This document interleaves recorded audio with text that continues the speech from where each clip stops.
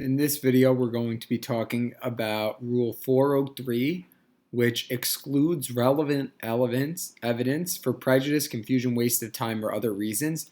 This rule is going to be the final rule in all of your application and analysis of the federal rules of evidence. This one comes in at the very end, and the court is going to be able to exclude relevant evidence if the probative value is substantially outweighed by the danger of one or more of the following: unfair prejudice, confusing the issues, misleading the jury, undue delay, wasting time, or needlessly presenting cumulative evidence.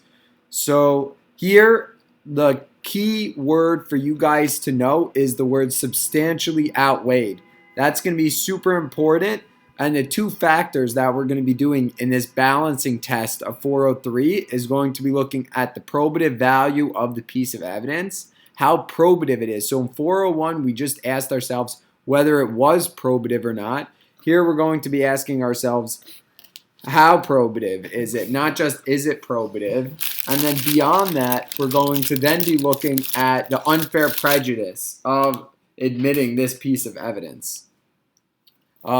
In addition, the federal rules of evidence put in this undue delay, wasting time a lot, which shows you that they care a lot about that.